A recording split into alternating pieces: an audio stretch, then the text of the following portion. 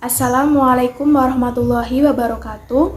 Perkenalkan, nama saya Karunia Nahar Nusofia dari kelas 12 Bahasa Japan Taubat Sang Pemuda oleh Indriani Aisyah Soleh. Masjid adalah rumah ibadah atau khususnya rumah Allah yang setiap harinya selalu dikunjungi umatnya untuk beribadah kepada Allah Subhanahu wa Ta'ala. Namun, tidak semua umat juga pergi mengunjungi masjid dan tidak setiap hari tempat ini ramai dikunjungi. Banyak faktor kenapa rumah yang diindikasi sebagai rumah Allah ini tidak ramai dikunjungi umat. Bukannya ada batasan tertentu, melainkan kesadaranlah yang menjadi permasalahannya. Ardi dan Pak Bahrun, mereka adalah pengurus yang mengurusi Masjid Jami Al-Muhajir ini dari segi kebersihan sampai kegiatan masjid atau yang biasa dibilang takmir masjid. Setiap harinya, mereka tekun menjaga segala sesuatu di masjid ini. Mereka sangat peduli sekali hingga sangat detail segalanya di masjid ini. Mereka yakin bahwa jika mereka menjaga baik-baik rumah Allah ini, Allah juga akan menjaga mereka lebih baik lagi. Tapi, sebenarnya ada sedikit yang mereka khawatirkan. Kenapa rumah ibadah ini jarang ramai sekali kecuali hari raya tertentu. Padahal mereka sudah semaksimal mungkin membuat masjid ini senyaman mungkin agar orang-orang mau beribadah di masjid ini. Hingga suatu hari, ada seorang berandalan pemuda yang tak kenal tidur di teras masjid ini. Ketika Ardi dan Pak Bahrun hendak menyiapkan masjid untuk ibadah sholat subuh, mereka kaget. Siapa ini tertidur di teras masjid? Yang lebih mengagetkan lagi, di sampingnya terdapat botol minuman keras yang sudah tidak berisi.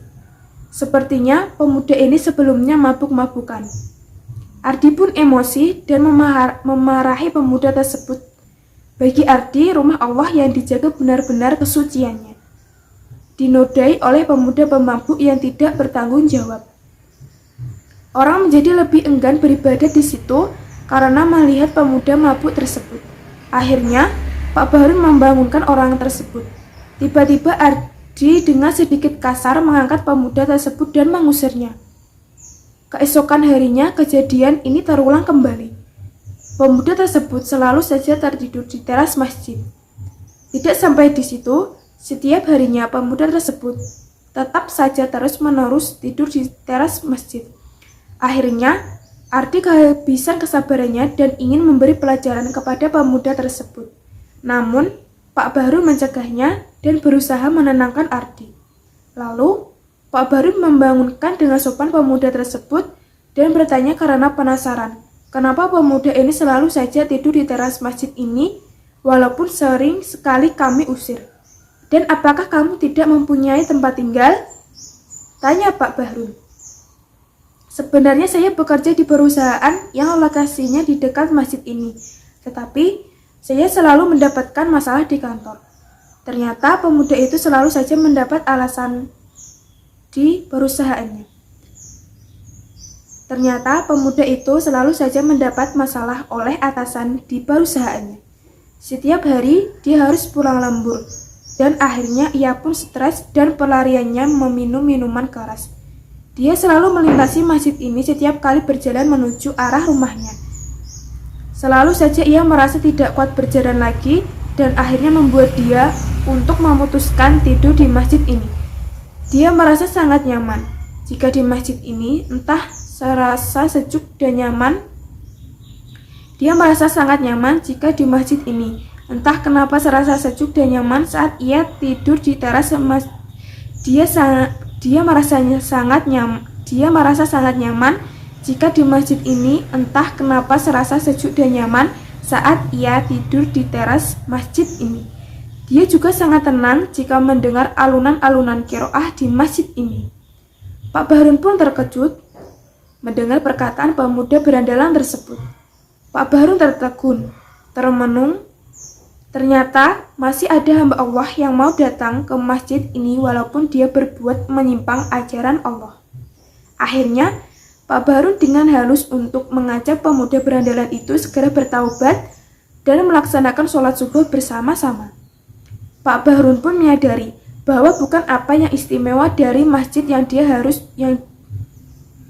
Pak Bahrun pun menyadari bahwa bukan apa yang istimewa dari masjid yang dia urus untuk membuat masjid itu ramai dikunjungi. Pak Bahrun pun menyadari bahwa bukan apa yang istimewa dari masjid yang dia urus untuk membuat masjid itu ramai dikunjungi untuk beribadah. Namun, kesadaranlah yang harus dikatakan kepada semua orang. Pemuda tersebut sempat bertanya kepada Pak Bahrun, kenapa masjid ini selalu sepi?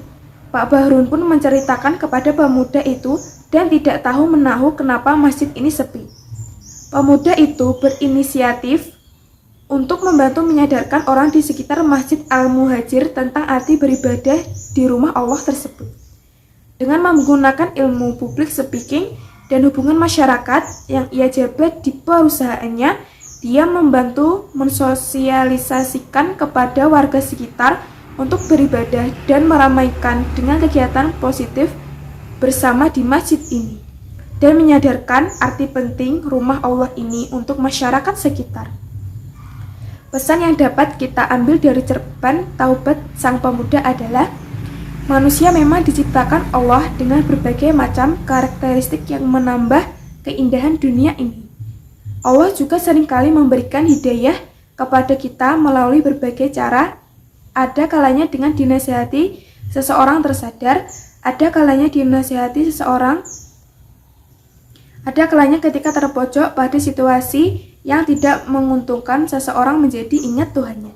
Sekian dari saya. Wassalamualaikum warahmatullahi wabarakatuh.